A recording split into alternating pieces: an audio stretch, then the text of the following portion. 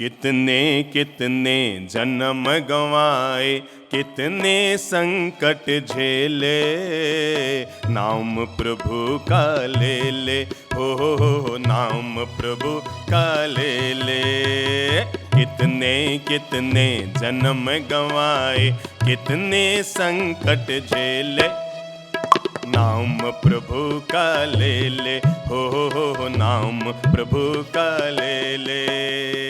आनंद ले लो।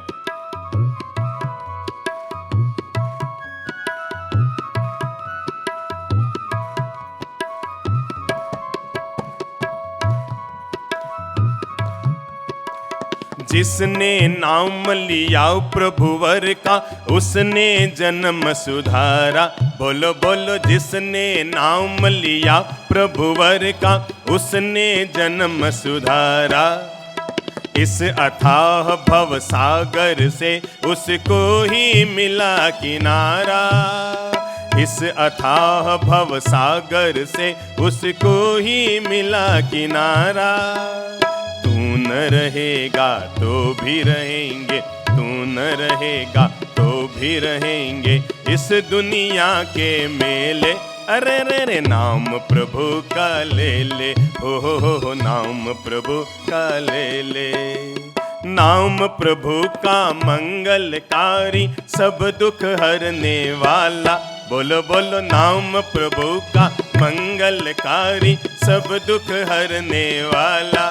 जिसको भगवान ने जबान दी है सब गा लो, हाथ खोल लो, आनंद ले लो, भक्ति का आनंद ले लो 5 मिनट। याद रखना, जब दुनिया को छोड़ते हैं, पत्नी मकान तक, समाज शमशान तक, बेटा अग्निदान तक। जब दुनिया को छोड़ते हैं तो पत्नी मकान तक, समाज शमशान तक, बेटा अग्निदान तक, पर अच्छे कर्म ठेठ भगवान तक। नाम प्रभु का मंगलकारी, सब दुख हरने वाला। नाम प्रभु का मंगलकारी, सब दुख हरने वाला। अजी घोर भयंकर जंगल में भी मंगल करने वाला। घोर भयंकर जंगल में भी मंगल करने वाला। आए सदा अकेले ही तुम, आए सदा अकेले ही तुम, जाना सदा अकेले।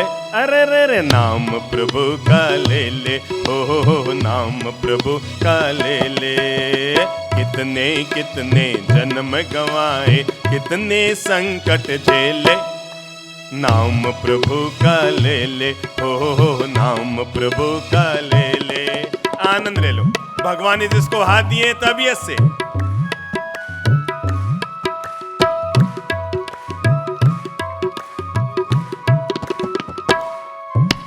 कहने को मन तृप्त हुआ पर मिटी नहीं अभिलाषा। भवसागर तो वो सागर है जिसमें हर कोई प्यासा। भवसागर तो वो सागर है जिसमें हर कोई प्यासा। झूठी चतुराई में तूने, झूठी चतुराई में तूने कितने पापड़ बेले। अरे नाम प्रभु का ले ले, हो नाम प्रभु का ले ले, हा नाम प्रभु का ले ले, हो नाम प्रभु का ले ले। अपनी बात की शुरुआत इतिहास की एक बड़ी प्यारी सी घटना के साथ कर रहा हूं। कहते हैं कुरुक्षेत्र में महाभारत का युद्ध प्रारंभ होने वाला था। भगवान श्री कृष्ण ने अपना पांचजन्य शंख भी फूंक दिया था। युद्ध के लिए दोनों ओर की सेनाएं आमने सामने खड़ी हो गई थी और युद्ध का जैसे ही आदेश दिया जाने वाला ही था कि तभी युधिष्ठिर ने हाथ ऊपर किया और हाथ ऊपर करके कहा, ठहरो। न केवल यह कहा ठहरो, अपितु अपने रथ से नीचे भी उतर गया। न केवल रथ से नीचे उतर गया युधिष्ठिर, अपितु दुश्मन की सेना के सामने निहत थे, अपने शस्त्र अस्त्र को उठाकर, अपने कवच को उतारकर, और निहत थे दुश्मन की सेना के सामने रवाना हो गया। कृष्ण अचंभे में आ गए, पांडव अचंभे में आ गए। अर्जुन सोचने लगा कि भैया क्या कर रहे हैं, कहीं ये युद्ध लड़ने से पहले ही मोह के वशीभूत होकर आत्मसमर्पण करने के लिए दुर्योधन के सामने तो नहीं जा रहे हैं। पीछे से वो कुछ आवाज दे उससे पहले ही युधिष्ठिर पहुंच गए पितामह भीष्म के पास, और जाकर अपने पांव में पहनी हुई अपनी जूती उतारी और पितामह भीष्म के पास जाकर जहां उनका रथ था, दोनों घुटने टिकाकर, शीश नमाकर, कमर झुकाकर पंचांग प्रणाम उनके श्री चरणों में समर्पित किया। और जैसे ही युधिष्ठिर ने जाकर अपना बड़प्पन दिखाते हुए दुश्मन सेना के सेनापति पितामह भीष्म को दोनों घुटने टिकाकर अपने प्रणाम समर्पित किए कि पितामह भीष्म के मुंह से यकायक निकल पड़ा, विजयी भव। जैसे ही पितामह भीष्म के मुंह से विजयी भव निकला, युधिष्ठिर उसके बाद दुश्मन सेना के ही गुरु द्रोणाचार्य के पास गए और वहां पर जाकर भी उन्होंने घुटने टिकाकर प्रणाम किया, तो द्रोणाचार्य के मुंह से भी निकल पड़ा, विजयी भव। इतना ही नहीं, दुर्योधन देख रहा था, वो कुछ बोले उससे पहले ही युधिष्ठिर ने जाकर अपने दुश्मन सेना के मुख्य सेनापति कृपाचार्य को भी घुटने टिका के प्रणाम किए और कृपाचार्य के मुंह से भी निकल पड़ा, विजयी भव। जब पितामह भीष्म ने कहा विजयी भव, जब द्रोणाचार्य ने कहा विजयी भव, जब कृपाचार्य ने कहा विजयी भव, तो दुर्योधन अपने आप को रोक न पाया और दुर्योधन ने पितामह भीष्म को ललकारते हुए कहा कि पितामह, आप भी क्या गजब कर रहे हैं, युद्ध हमारी ओर से लड़ रहे हैं, सेनापति हमारी सेना के बने हुए हैं और विजयी भव का आशीर्वाद दुश्मन सेना के अधिपति युधिष्ठिर को दे रहे हैं। पितामह भीष्म ने जीवन का राज खोलते हुए कहा कि दुष्ट, अरे ये बात तो मुझे कहता है, अरे और तो और, अगर ये तेरा भाई युधिष्ठिर जाकर तेरे मामा शकुनी को भी प्रणाम करेगा, तेरे मामा शकुनी को भी प्रणाम करेगा, तो याद रखना प्रणाम का परिणाम हमेशा अच्छा आएगा और तेरा मामा शकुनी भी इसको विजयी भव का आशीर्वाद देगा। मूर्ख, जो महान काम युधिष्ठिर ने किया, अगर वही काम तू करता, जो महान काम युधिष्ठिर ने किया, जो महान व्यवहार युद्ध शुरू करने से पहले विनम्रता भरा महान व्यवहार जो युधिष्ठिर ने किया है, अगर यह व्यवहार तू करता और जाकर अपने बड़े भाई युधिष्ठिर की सेना में और निहत थे जाकर अपने बड़े भाई युधिष्ठिर को तू प्रणाम करता, तो याद रख तेरा बड़ा भाई युधिष्ठिर भी तुम्हें प्रणाम के बदले में विजयी भव का आशीर्वाद देता। क्योंकि दुनिया में हमेशा विश्वास रखना, विनम्रता भरा व्यवहार का परिणाम हमेशा इंसान के लिए श्रेष्ठ आता है और प्रणाम का परिणाम हमेशा महान हुआ करता है। तलवार की कीमत होती है धार से, सब बोल लो तो, तलवार की कीमत होती है धार से, तलवार की कीमत होती है धार से, तलवार की पहचान होती है धार से, और आदमी की कीमत होती है सद व्यवहार से। अगर आदमी एक अच्छे सद व्यवहार का मालिक है, मेरे भाई, गोरे रंग के बलबूते आदमी दुनिया में 2 दिन चल सकता है, ज्यादा धन के बलबूते आदमी दुनिया में 2 महीने चल सकता है, पर अच्छे व्यवहार के बलबूते आदमी पूरी जिंदगी भर दुनिया में राज कर सकता है, लोगों के दिलों में राज कर सकता है, लोगों के दिलों में अपने लिए जगह बना सकता है। अगर आदमी अपनी जिंदगी में सद्व्यवहार का मालिक बन जाए, अच्छे व्यवहार का मालिक बन जाए, अच्छे व्यवहार का आदमी अपने जीवन में उतार कर ले आए, तो तय मानकर चलो वो व्यक्ति हमेशा दूसरों के दिलों में राज करता है। याद रखना, कोई आदमी भगवान साधना करके बनता है, पर कोई आदमी अच्छा व्यवहार का मालिक बने तब वो दुनिया की नजरों में भगवान कहलाता है। साधना करके आदमी भगवान बनता है, साधना करके आदमी भगवान बनता है, पर अच्छे व्यवहार का मालिक बन के आदमी दुनिया में भगवान कहलाता है। महावीर, भगवान श्री महावीर ने साधना करके जीवन में भगवत्ता को हासिल किया। पर पता है लोग उन्हें भगवान क्यों कहते हैं? कहते हैं एक बार भगवान महावीर जंगल में साधना कर रहे थे, किसी ने उनके कान में कीले ठोक दिए। यह कहानी तो आपने सबने सुन रखी है, पर मैं घटना इसके आगे की बता रहा हूं जो आपको शायद पता ना हो। और घटना यह है, जब भगवान के कान में कीले ठुके हुए थे तो एक वैद्यराज उधर से गुजरा, और वैद्यराज ने जब भगवान के कान में कीले ठुके हुए देखे तो सोचा किसी दुष्ट ने इनके कान में कील ठोक दिए, चलो मैं निकाल दूं। और तब उस वैद्य ने बहुत सावधानी पूर्वक दवा का विलेपन करने के बाद महावीर के कान में से कीलें निकाली, तेजी से कील खींची, और कील खींचते ही आधा मिनट में भगवान के दोनों आंखों में आंसू आ गए। जैसे ही भगवान के आंख में आंसू देखे तो राज्य वैद्य ने कहा कि भगवान जरा एक बात बताएं, जिसने आपके कान में कीले ठोके थे क्या उससे भी ज्यादा दर्द मैंने आपको कील निकालने में किया है? क्या आपको इतनी तकलीफ हुई कि जिसके कारण आपकी आंख में आंसू आ गए? मैं तो आपकी तकलीफ दूर करने वाला था। महावीर ने शांत भाव से कहा कि राजवैद्य, मेरे आंखों में आंसू इसलिए नहीं आए क्योंकि तुमने कील निकाली और मुझे कोई दर्द हुआ। मेरी आंख में आंसू इसलिए आए कि मैं तो साधना में खड़ा था, जिसने मेरी कील ठोकी मैं शांति से सहन कर गया। जैसे ही तूने कीलें निकाली कि मेरे मन में आया, जैसे ही तूने कीलें निकाली कि मेरे मन में आया, मैं तो साधना में था, कीलें ठुकवा गया।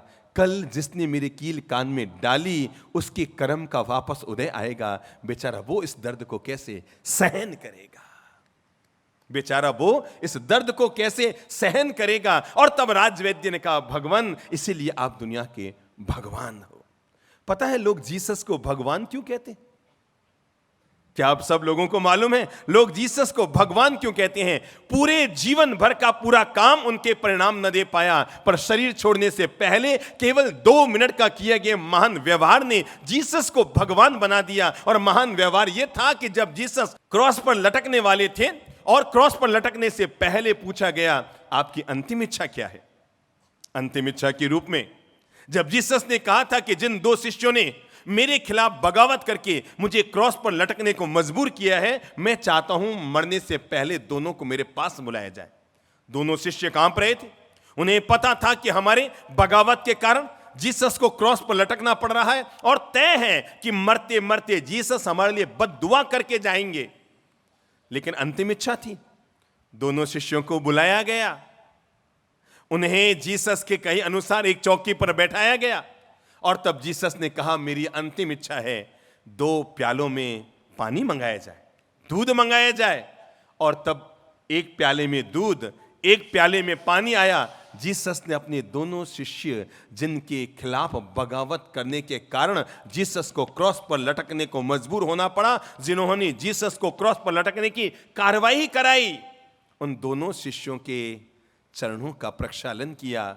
दूध से, पानी से अपने लंबे बाल आगे लेकर आए जीसस और उनके दोनों चरणों को पहुंचा और क्रॉस पर लटकने से पहले अपने दोनों हाथ ऊपर करके कहा, हे ईश्वर, इन्हें माफ कर देना क्योंकि ये लोग नहीं जानते कि ये क्या कर रहे हैं। जीसस के इस 2 मिनट के व्यवहार ने उनको दुनिया का भगवान बना दिया। इस 2 मिनट के महान व्यवहार ने जीसस को दुनिया का भगवान बना दिया। सोचो, कल्पना करो, अगर किसी ने आपकी जिंदगी में तकलीफें दी होती तो आप उसके लिए क्या कामना करते? यही कहते, भगवान इसका भला करना। एक बार अपने अंतर मन को टटोलो, क्या हम यही प्रार्थना करते कि भगवान इसका भला करना, या हम क्या बोलते, क्या कहते, क्या करते, क्या करते? बद्दुआएं दे पड़ते कि इसके 7 पीढ़ी में कीड़े पड़े, भगवान ऐसी व्यवस्था करना। कहते हैं महाभारत का युद्ध पूर्ण हुआ। महाभारत का युद्ध पूर्ण हुआ। पांडवों ने राजसूय यज्ञ का आयोजन किया। राजसूय यज्ञ का आयोजन करके सबको अपना अपना काम सौंप दिया।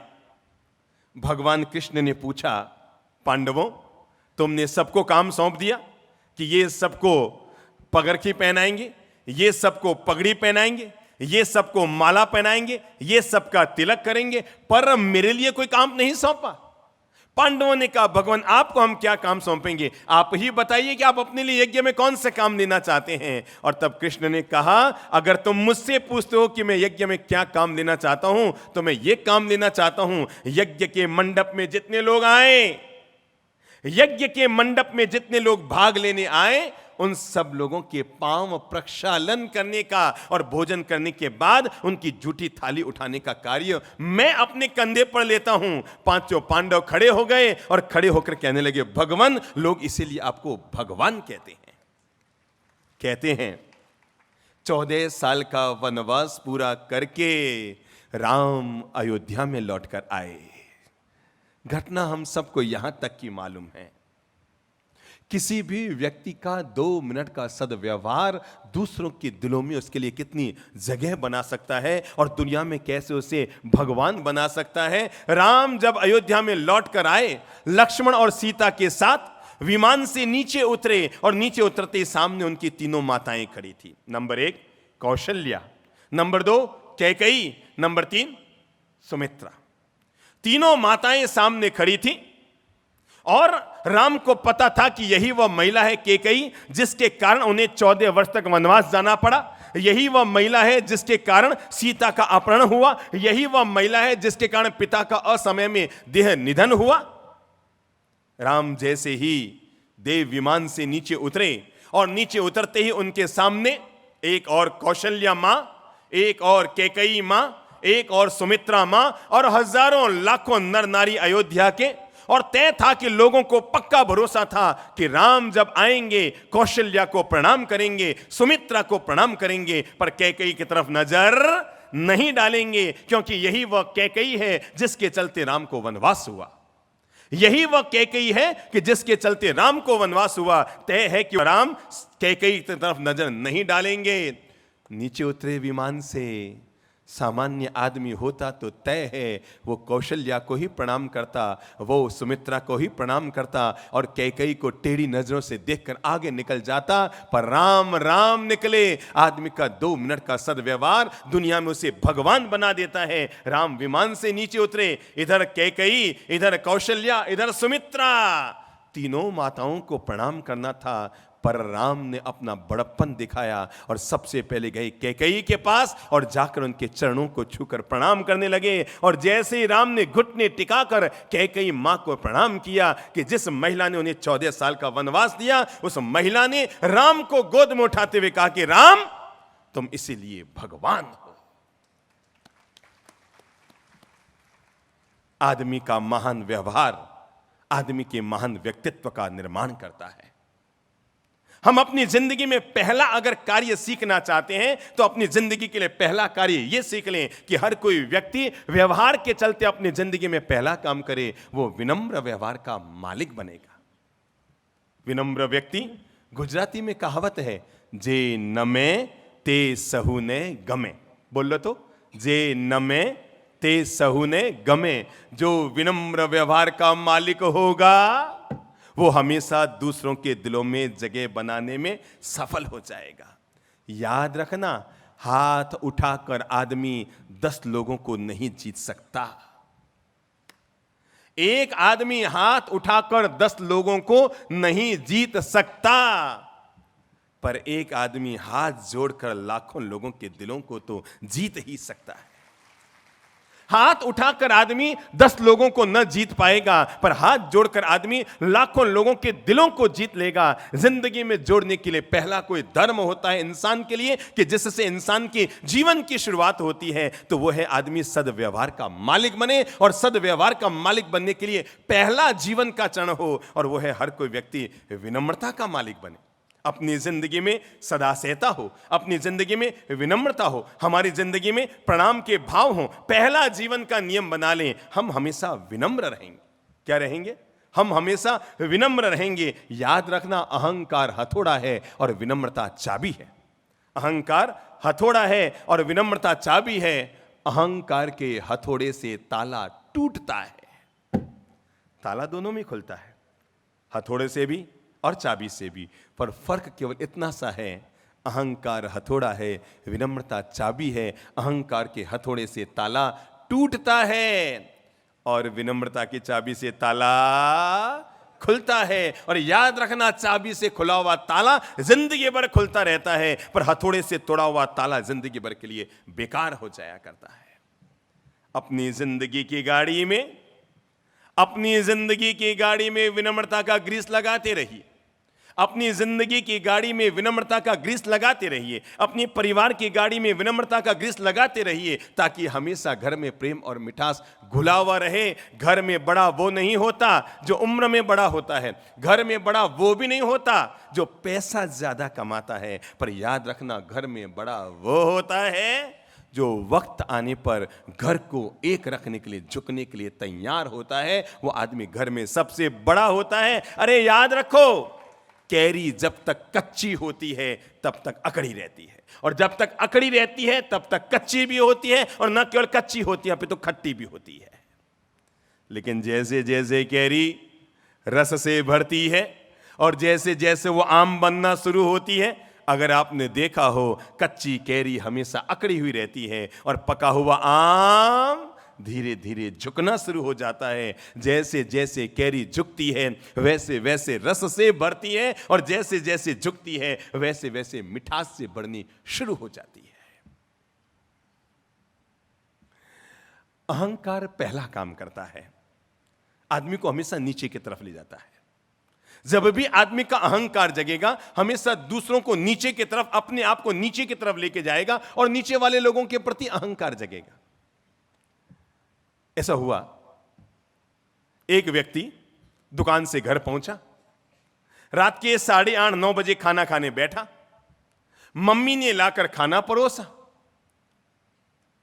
बेटे ने कौर तोड़ा रोटी का, मुंह में डालने लगा। पास में ही कटोरी में कड़ी थी, उसने अपना कौर कड़ी में भी डाला, तो देखा कड़ी बिल्कुल पानी की तरह पतली पतली थी, बिल्कुल पानी की तरह पतली पतली। उसने कहा, मम्मी यार क्या बात करती हो, क्या खाना बनाया है? 40 साल हो गए तुम्हें खाना बनाते बनाते, अभी तक खाना बनाना नहीं आया, क्या पानी जैसी पतली पतली कड़ी बनाई है? मम्मी ने धीरे से कहा, बेटा धीरे बोल, मैंने नहीं बनाई, तेरी पत्नी ने बनाई है। ओह, और तब वो जोर से बोला, मम्मी कड़ी पतली तो है पर स्वादिष्ट बहुत है। आदमी का ईगो का नियम होता है, वो हमेशा नीचे की तरफ बहता है, कभी ऊपर की तरफ नहीं बहता। व्यक्ति पहला काम करे अपनी जिंदगी में, और वो है कि अपने जीवन में अहंकार को हमेशा गो करे, ईगो को हमेशा गो करे। आदमी को पहला अहंकार होता है अपने रूप का अहंकार। किसका अहंकार? जिसके कारण व्यक्ति विनम्र नहीं हो पाता, जिसके कारण व्यक्ति व्यवहारशील नहीं हो पाता, जिसके कारण व्यक्ति दूसरों के दिलों में अपनी जगह बन सके, ऐसा प्रेम भरा व्यवहार नहीं कर पाता। आदमी के जीवन की सबसे पहली कमजोरी होती है उसके शरीर में आया सौंदर्य। मैं जरा सुंदर हूं, मैं टनाटन हूं, मैं चकाचक हूं। जो आदमी ज्यादा पैसे वाला होता है उसके पांव जमीन पे नहीं टिकते, और जो महिला ज्यादा सुंदर होती है उसके पांव जमीन पे कभी नहीं टिकते। व्यक्ति को पहला अहंकार होता है सुंदरता का अहंकार। मैं बड़ा चकाचक, मैं बड़ी खूबसूरत, मैं बड़ी मस्त हूं, मैं बड़ी चकाचक हूं। मुझे जरा एक बात बताइए, आप में से कौन कौन है जो कभी शमशान घाट गए हैं? हाथ खड़ा करो तो। इतने लोग गए हैं, और ताज्जुब की बात है सबके सब वापस भी आ गए हैं। शायद खुद ने कोई किसी को लेकर गए होंगे। और अगर आप शमशान घाट किसी को लेकर गए हैं तो आपको यह भी पता है, आपने कभी किसी काले आदमी का अंत्येष्टि संस्कार किया है? मैं आज तक दरअसल कभी शमशान नहीं गया। जन्म लेने के बाद कभी शमशान जाने का काम नहीं पड़ा। 10 साल का महाराज बन गया, जिंदगी में किसी का अंत्येष्टि संस्कार करने का काम नहीं पड़ा। और मैं अपने पिता से रोज कहता भी था, बाप जी बचपन में संत बन गया, किसी के अंतिम संस्कार का काम नहीं पड़ा, किसी के अंत्येष्टि का काम नहीं पड़ा, किसी को मैंने आज तक अंतिम संस्कार न कर पाया। मेरे पिताजी रोज कहते थे, बेटा तेरा जन्म मुर्दों को फूंकने के लिए नहीं हुआ है, जो जिंदे लोग मुर्दे बन रहे उनमें प्राण फूंकने के लिए हुआ है। और तब से लेकर आज तक लोगों में प्राण फूंक रहा हूं, मुर्दों में नहीं, जिंदे लोगों में प्राण फूंक रहा हूं। और अगर अपन ने किसी का अंत्येष्टि संस्कार किया हो तो पता है, सांवला आदमी का, काले आदमी का अंत्येष्टि संस्कार किया, उसकी राख कैसी हुई? किसको खड़ा करूं? कौन खड़ा होगा बताने के लिए कि राख कैसी हुई? ओम जी उबा हुआ तो। आप कभी शमशान घाट गए हैं ना? कितनी बार हैं? गिना नहीं, 10-20 बार तो पक्का गए होंगे। पक्का पक्का। ठीक है ना? और उठावने में? उठाने में भी कभी। अच्छा जरा बताओ, अपन उठावने में क्यों जाते हैं किसी के? जरा बताओ तो, अपन किसी के उठावने में क्यों जाते हैं? शांति के लिए। किसके लिए? आत्म शांति के लिए। किसके? खुद की सामने वाले की? सामने वाले की। सामने वाले की। अगर सामने वाले की आत्म शांति के लिए जाते हैं, मैं आपको बताऊं लोग उठावने में कैसे जाते हैं। पहले लोगों को एक बहुत अच्छी चीज आती है, मैं भी अब सीखने की कोशिश कर रहा हूं, वो है चेहरे का गियर चेंज करना। जैसे कार का गियर चेंज करते हैं ना, लोग ऐसे चेहरे का भी गियर चेंज करते हैं। बाहर रहेंगे, उठाने में जैसे गए हैं, मैं कई बार देखा करता हूं, लोग उठाने जाते हैं, बाहर खड़े, और साहब क्या है, अरे वाह वाह वाह, अरे उसका क्या हुआ, अरे वो अभी तक आई नहीं, अरे यार वो तो यार समाज में वो क्या अध्यक्ष बना हो, बिल्कुल काम का आदमी नहीं है, अरे वो मंत्री तो, सारी बातें चलती रहेगी। और जैसे अंदर जाएंगे गियर चेंज, बिल्कुल ये गंभीर होके वापस बाहर आएंगे, फिर वही गप्पे। लोग पता है उठाने में क्यों जाते हैं? इसलिए नहीं जाते कि सामने वाले के प्रति आपके मन में कोई शोक के भाव है। लोग उठाने में इसलिए जाते हैं ताकि मेरा कभी उठाना हो तो लोग आ जाएं। बाकी किसको मतलब किसी के जाने का? कभी मेरा उठाना हो तो लोग आते रहे, लोग इसलिए उठाने में जाते हैं, बाकी उठाने से लोगों को किसी लेन देन नहीं है। और अगर आप शमशान घाट गए हैं तो कभी किसी मेरे जैसे काले आदमी का भी अंत्येष्टि संस्कार किया? Yes no? ये तो भी है, सोचना पड़ेगा। कहीं सोचना पड़ेगा। कहीं क्या सोचना पड़ेगा, सोचना पड़ेगा। अरे बाबा, लोग आपको ओम बाबा यूं ही नहीं कहते हैं। अच्छा काले का तो किया होगा ना, मेरे जैसा नहीं, कोई तो काले का किया होगा। इतना दिमाग नहीं चलाया। ये तो कुछ ज्यादा ही बुद्धिमान आदमी है। अच्छा अगर आपने काले आदमी का किया होगा तो जरा इतना सा बताओ कि उसकी राख का रंग कैसा हुआ था अंतिम संस्कार के बाद? काली नहीं होती है, राख काली तो राख ही होती है। राख तो राख ही होती है। जीवन का सत्य का पाठ ये समझ लो, जो लोग अपने जीवन में अपने रंग और रूप का अहंकार करते हैं, जीवन भर का ये पाठ समझ लो। काला आदमी जलता है, जीते जी रंगों का फर्क होता है, पर मरने के बाद काला आदमी जलता है तो भी उसका राख का रंग वही होता है। और गोरा गट, उसकी राख तो गोरी गट होती होगी ना, उसकी राख भी एक जैसी होती है। राख के स्तर पर जाकर दोनों का स्वरूप एक जैसा हो जाता है। मेरे भाई, अगर मैं किसी को बोलूं भाई साहब आपकी घड़ी बहुत सुंदर है, तो किसकी तारीफ होगी? किसकी तारीफ होगी? हैं? जिसने घड़ी बनाई उसकी। आपकी क्या तारीफ है? अगर मैं किसी महिला को बोलूं बहन जी आपकी साड़ी बहुत सुंदर है, तो किसकी तारीफ होगी? किसकी होगी? जिसने साड़ी बनाई उसकी। और किसी लड़के को बोलो भाई साहब आपके जीन्स बहुत सुंदर है। आजकल पता नहीं लड़के लोग ऐसी जीन्स पहन के आते हैं, गोडे से फटी हुई, पीछे से फटी हुई, नीचे से फटी हुई, आगे से फटी हुई, और वो पैसों वालों के बच्चे। फैशन के नाम पर क्या बदलाव आया है। अभी अभी 2 दिन पहले एक महानुभाव जींस पहन के आए थे, अरबपति बाप के बेटे थे, कोई 20 जगह से फटी हुई थी, ऐसे लग रही थी जैसे पहले कच्ची बस्ती में चली गई हो, धुला कर वहां पहना कर वापस आई हो, फिर धुलाई होकर के और फिर उस्त्री होकर के वापस बिकने के लिए आई हो। लोगों ने पहनावा इतना विकृत कर दिया, जमाने में बड़ा फर्क आया है।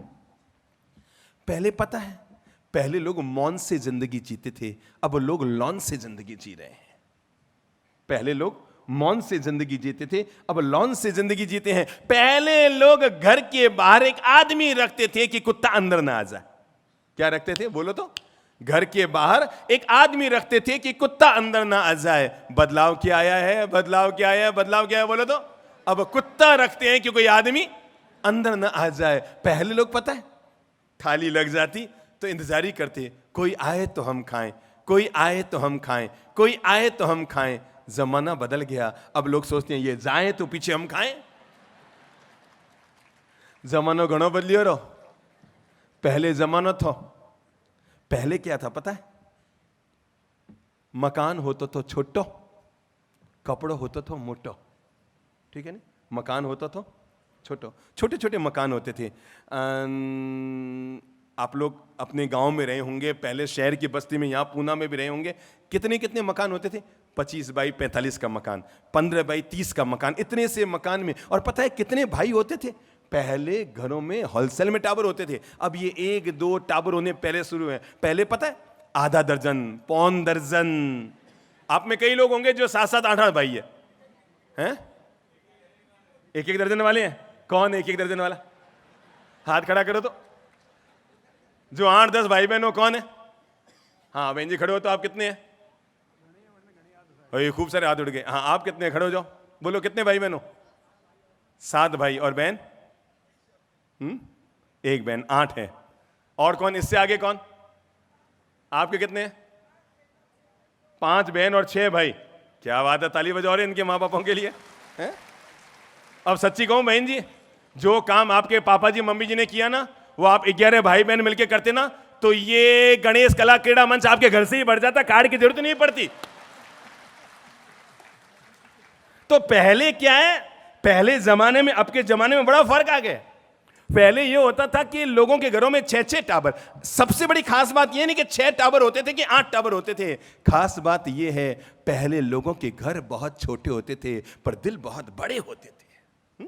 पहले लोगों के मकान छोटे होते थे पर दिल बहुत बड़े होते थे। तो छोटे से मकान में भी 8-8 भाई, 7-7 भाई, 5-5 भाई। 5 वाले तो बहुत होंगे, कम से कम 50 लोग होंगे जो 5-5 वाले हैं। 6-6 वाले 60 लोग होंगे जो 6-6 भाई एक साथ रहते थे। भाई और बहनों, बदलाव ये आया है, पहले मकान छोटे होते थे पर दिल बहुत बड़े होते थे। अब लोगों के मकान बड़े होने लग गए हैं और दिल बहुत छोटे होने लग गए हैं। 2 भाई एक घर में नजर नहीं आते, माँ बाप घर में नजर नहीं आते। पहले 6-6 भाई पहले घरों में जाते थे, टाबर ही टाबर मिलते थे। और पहले का बताऊं वर्ग क्या होता था? पहले घर में जाते, टाबर आते, धोख लगाते, प्रणाम करते, चाचा प्रणाम, ताऊ प्रणाम, अंकल प्रणाम। अब तो पता नहीं क्या बदलाव आया है। देखो आप अपने घरों में जैसे कोई मेहमान आता है, सबसे पहले टाबर तो रूम में चले जाते हैं, है ना? सच कह रहा हूं, रूम में चले जाएंगे और रूम में जाके देखो कर क्या रहे हैं, मोबाइल पर वो खेल रहे हैं, क्या नाम, वो क्या कहते हैं, वो वीडियो गेम खेल रहे हैं। बस जिंदगी के गेम खेलने भूल गए और मोबाइलों में गेम खेलने शुरू कर दिए और जीवन का विकास रुक गया।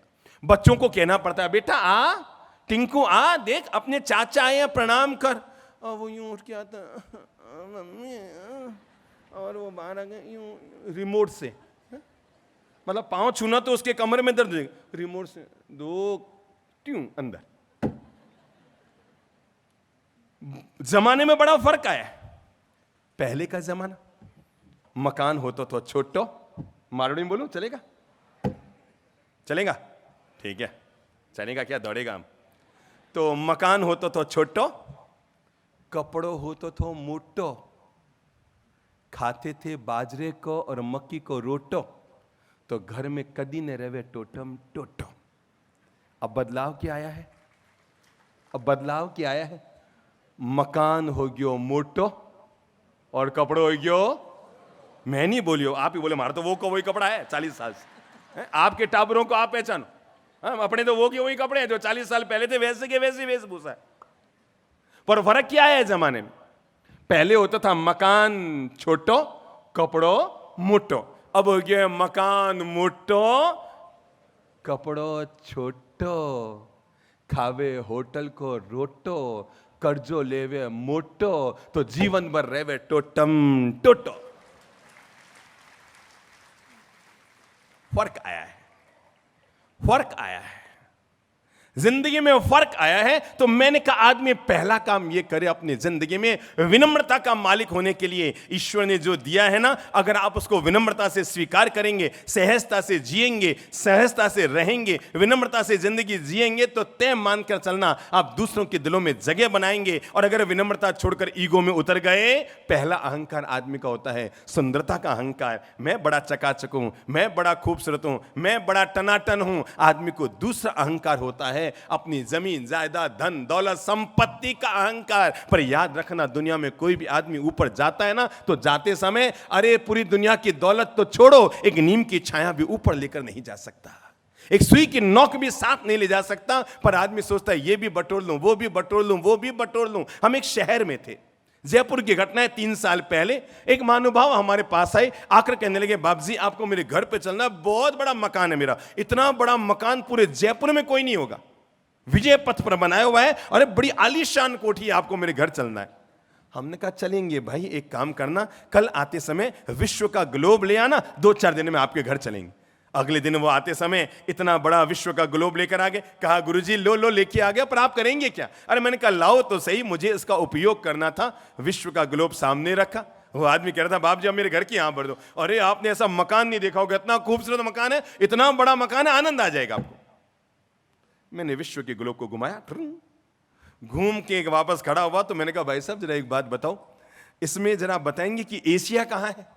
इतना बड़ा विश्व का ग्लोब था। अब आप जरा हाथ से बताओ तुमको एशिया का मानचित्र कितना बड़ा होगा उसमें, हाथ से अंदाजन? लगभग लगभग लगभग इतने बड़े विश्व के ग्लोब में एशिया कितना बड़ा? कितना बड़ा? अरे कढ़ाई से बड़ा तो बड़ा नहीं होता है ना, छोटा ही होगा उससे। तो इतना सा एशिया था।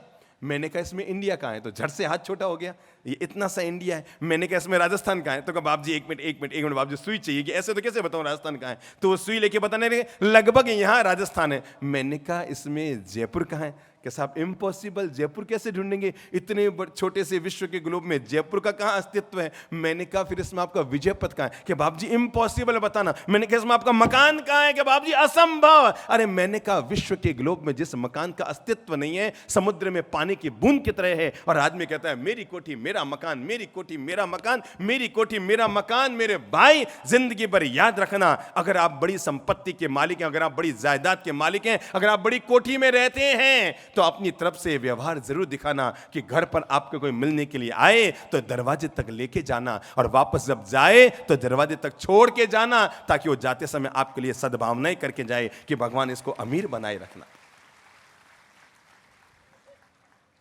विनम्रता का व्यवहार, ईगो को हटाइए, अहंकार को हटाइए, अपने भीतर पलने वाले अहंकार को हटाइए, घर में एक विनम्रता का माहौल खोलिए। कैसे लाएं घर में विनम्रता का माहौल? चलो सब लोग अपना हाथ उठाओ, तो यूं हाथ यूं करो, देखो देखो देखो, हिलाओ अंगुलियां हिलाओ। जरा एक बात बताओ कि सबकी अंगुलियां एक साइज की है कि अलग अलग है? कोई ऐसा व्यक्ति हाथ ऊंचा करे जिसकी सारी अंगुलियां एक साइज की हो?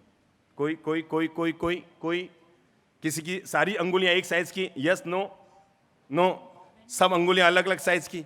पर आपको मैं एक ताज्जुब की बात बता रहा हूं, हमारा घर भी ऐसा ही है, सब अलग अलग साइज के हैं। ये दादो सा है, इनके पास में खड़ी हुई दादी सा है, इधर में खड़े हुए हमारे पापा जी हैं, इधर में हमारी मम्मी जी हैं, और इधर ये क्या है, टाबर है सबसे जिद्दी। ठीक है, तो ये देखो सब अलग अलग साइज के हैं। पर खास बात बता रहा हूं, जीवन में विनम्रता का महत्व क्या हो सकता है, इसका महत्व आपको बता रहा हूं। ये सारी अंगुलियां अभी 1 सेकंड में एक साइज की हो सकती है। झुकाओ, हाथ सामने लाओ, हाथ सामने लाओ, झुकाओ, इकट्ठी करो अंगुलियों को, मुट्ठी की तरफ लाओ, मुट्ठी बंद करो, और झुकाओ और झुकाओ और झुकाओ, हथेली से चिपकाओ। अब मुझे ये बताओ कि सारी अंगुलियां एक साइज की है कि छोटी बड़ी है? देखो देखो देखो देखो। बस जिंदगी में ये ख्याल रखें कि जिस घर में सब लोग झुक कर रहते हैं, विनम्रता से रहते हैं, मिठास से रहते हैं, वहां पर सब लोग समानांतर जीते हैं और एक दूसरे के सहयोगी बनते हैं। और जहां पर बड़ा छोटा ये भेदभाव बना लेते हैं, घर में बड़ा वो नहीं होता जो उम्र में बड़ा होता है, घर में बड़ा वो होता है जो वक्त आने पर घर को एक रखने के लिए, झुकने के लिए तैयार हो जाता है। समझिए, अब कुछ सीधी सादी बातों पर उतर कर आता हूं। समझिए, आपकी बहू पियर गई है और उसका पियर है बॉम्बे। कह के गई थी 3 दिन में आ जाऊंगी। अब आपको 3 दिन के लिए खाना खुद को बनाना पड़ रहा है, तो थोड़ा पता लग रहा है कि घर में बहू का महत्व क्या है। अब खाना खुद को बनाना पड़ रहा है, तो 4 दिन बाद अपने बेटे से क्या कहेंगे? बहू नहीं आई 5 दिन बाद भी, तो आप क्या कहेंगे? क्या कहेंगे? क्या कहेंगे? हाँ बेटा, वो वाले बेंजी को कॉर्डलेस दो, तो सासू माई लग रही है मुझे। क्या कहेंगे? क्या कहेंगे? हाँ माता जी खड़े होइए, तो पहले नंबर सीट पे बैठी हुई माता जी। बहू गई है पियर, 5 दिन में वापस नहीं आई, आपको खाना बनाना पड़ रहा है, तो आप क्या कहेंगे? मैं कहेंगी आएगी 2 दिन के बाद, कुछ नहीं, उसके पियर गई है, रहने दो, क्या फर्क पड़ता है। इतनी दूध की धुली लग तो नहीं रही है माता जी? इनकी बहू आई है क्या यहाँ पर साथ में? बहू नहीं आई है हमारे साथ। तभी ऐसे बोलिए, बाकी वो सारा राज खोल देती है अभी। नहीं। विराज, सीधी सादी बात है, अगर ये सासू माताएं इतनी मीठी बोलनी शुरू हो जाए तो दुनिया में कोई बहू अपनी सास ससुर से अलग होना नहीं चाहेगी। चाहेगी? जितनी मीठी यहां बोली है, कोई बात नहीं, रहने दो उसको, कोई दिक्कत नहीं, रहने दो, अभी तक उसी का राज चलता था, वापस मेरा राज आया, रहने दो उसको, वहीं पर रहने दो। याद रखना,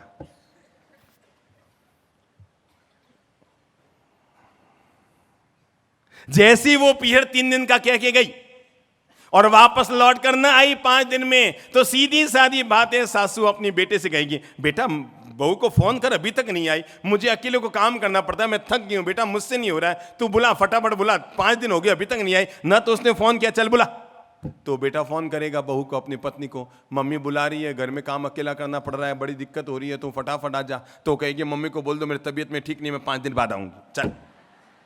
वो भी तो आप ही की बहू है, कोई पड़ोस की थोड़ी है। दूसरा तरीका, एक सदव्यवहार क्या करो, बेटे से कहो, बेटा ये मत कहना घर में काम कौन करेगा, बेटे से कहो, बेटा बहू की बहुत याद आ रही है, घर बिल्कुल खाली खाली लग रहा है, मेरा मन नहीं लग रहा है, तू फोन कर दे, मुझे बहुत याद आ रही है, बहू को बुला ले बेटा, मेरा मन नहीं लग रहा है। बेटा खुश होगा क्योंकि आप उसकी पत्नी को याद कर रहे हैं। और वो उसको क्या कहेगा, अरे यार जल्दी लौट के आ, मम्मी का मन नहीं लग रहा, बहुत याद करे। वो कहेगी बस कल रवाना होके आ रही हूं। और जब बहू आ जाए ना दरवाजे तक, तो अच्छा समझो बहू बाजार में कुछ खरीदने गई, सामान वामान लेने गई, पीहर होके आ रही है, आप घर में बैठे हुए टीवी देख रहे हैं, ठीक है, आप घर में बैठे हुए टीवी देख रहे हैं और आपको पता लग गया एक्टिवा उसने बाहर रखी है और वो घर में आ रही है, तो आप लोग क्या करोगे बताओ तो महिलाओं, क्या करोगे? किसको खड़ा करूं? कौन है? सासू माँ? और सासू माँ कौन है? बैठे रहोगे ना, ठीक है, आ जाएगी अपना अंदर आ जाएगी, मैं अपने टीवी देख रही हूं आराम से। एक सदव्यवहार करना, जब बहू एक्टिवा लेकर दरवाजे तक आ जाए और वो अंदर आने वाली हो तो दरवाजे तक उठ के जाना, आ बेटा तेरी इंतजारी करे थे यार, तू बाहर जाती है घर बिल्कुल खाली हो जाता है, बहू को फ्लाइंग किस देते रहा करो, काम आएगी, ठीक है ना, सीख लो कई चीजें, आपका घर स्वर्ग बन जाएगा। तो जैसे ही वो घर में आए ना, तो आते ही दरवाजे तक जाना और जाकर के कहना, आ बेटा तेरी इंतजारी कर रही थी, और ये कहते उसका थैला हाथ में ले लेना, ठीक है ना, थैला हाथ में ले लेना, आ बेटा बैठ, थैला हाथ में लेना ताकि आपको पता भी लग जाए थैले में लेके क्या आई है, ठीक है ना। रोज कहती है ये लाई हूं पीर से, ये लाई हूं, तो साफ साफ पता लग जाएगा लेके क्या आई है। और सम्मान पूर्वक पहले उसको बैठाना, ले बेटा एक गिलास पानी दूं, कुछ नहीं करना पड़ता है, केवल हम सद्व्यवहार करते रहें तो दूसरों का दिल हम जीतने में सफल हो जाया करते। अगर आदमी केवल सद्व्यवहार करता रहे तो दूसरों के दिलों में जीतने को सफल हो जाता है, दूसरों के दिलों में जीतने में सफल हो जाता है। जिंदगी ऐसी जियो कि जहां रहो वहां पर सब तुम्हें प्यार करे, जिंदगी ऐसी जियो कि जहां रहो वहां सब तुम्हें प्यार करे, जहां से चले जाओ वहां सब तुम्हें याद करे, और जहां पर जाने वाले हो वहां पर सब लोग तुम्हारा इंतजार करें। जिंदगी ऐसी जियो ताकि जिंदगी में माधुर्य घुला रहे, जहां रहो वहां लोग प्यार करें, जहां से चले जाओ वहां याद करें, और जहां जाने वाले हो वहां पर सब तुम्हारा इंतजार करें। अरे किसी को जाते जाते ये कहने की जरूरत नहीं है कि भैया मुझे याद करना, किसी को जाते जाते ये कहने की जरूरत नहीं है कि भैया मुझे याद करना, उसके साथ व्यवहार ऐसा करो कि वो आपको याद करने के अलावा कुछ कर ही ना पाए, उसके साथ ऐसा प्रेम भरा मिठासपूर्ण व्यवहार करो कि वो आपको याद करने के अलावा जीवन में कोई काम कर ही ना कर पाए। मेरे भाई याद रखना, दुनिया बड़ी गजब की होती है। जब कोई बच्चा छोटा होता है ना, जब कोई बच्चा छोटा होता है तो दादी कहती है अरे इसके गाल तो बिल्कुल मुझ पर गए हैं, कहती है ना, इसके गाल तो मुझ पर गए हैं। बुआ कहती है इसकी आंखें मुझ पर गई है, दादा कहते हैं इसका ललाट मुझ पर गया है, पापा कहते हैं इसकी ठुड्डी मुझ पर गई है, मम्मी कहती है इसका पूरा चेहरा मुझ पर गया है। और जब वही बच्चा बड़ा होकर शैतान बनता है तो घर के सारे लोग मिलकर कहते हैं पता नहीं हरामखोर किस पर गया है।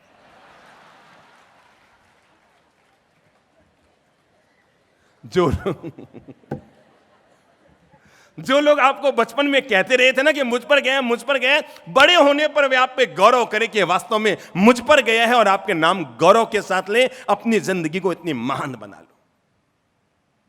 पहला काम कीजिए, सद्व्यवहार के नाम पर पहला काम, जो आपके साथ बुरा कर दे आप उसके साथ भी भलाई का व्यवहार कीजिए। नंबर 1, कैसे हम अपने जीवन के स्तर को ऊंचा उठा सकें। शरीर तो सबका लगभग एक जैसा है, कपड़े सबके लगभग एक जैसे हैं, पहनावा सबका एक जैसा है, जीवन का स्तर सबका एक जैसा है, पर अपने स्तर को हम कैसे उठा सकें। पहला काम कीजिए, जिसने हमारा भला न किया हो, जिसने हमारा अहित किया हो, उसके साथ भी आप भलेपन का व्यवहार कीजिए। आपको लगता है ना अमुक व्यक्ति आपका विरोधी है, घर में अमुक व्यक्ति या अमुक सदस्य आपके लिए विपरीत वातावरण बनाता है, आप उसके लिए पॉजिटिव बनिए, आप उसके लिए सकारात्मक बनिए, आप उसके साथ सद्व्यवहार कीजिए। हमारा मध्य प्रदेश के एक शहर में चातुर्मास था, सच्ची घटना बता रहा हूं। मध्य प्रदेश के एक शहर में हमारा चातुर्मास था और हम जब उस शहर से करीबन 5-10 दिन पहले पदयात्रा कर रहे थे कि एक दिन समाज के सारे ट्रस्टी लोग हमारे पास आए और आकर कहा, बाप जी पता नहीं आप तो हमारे शहर में पहली बार आ रहे हैं, हम उस शहर में चातुर्मास करने के लिए पहली बार जा रहे थे, आप तो हमारे शहर में पहली बार आ रहे हैं, पर एक अमुक वो आदमी है, समाज का बड़ा प्रमुख आदमी है, पर पता नहीं जब से आपके चातुर्मास की यहां हुई वो कोई दूसरी परंपरा का है और आपके लिए उल्टी सीधी बातें करता है, हर समय उल्टी सीधी बातें करता रहता है, हर समय टिप्पणी करता रहता है, हर समय आलोचना करता रहता है। हमने कहा कोई बात नहीं, जिसकी जैसी सोच होती है वो आदमी। नहीं बाप जी, अरे हर समय जब देखो तब चातुर्मास समिति में डाला तो कहता है मैं नहीं रहता इस समिति में।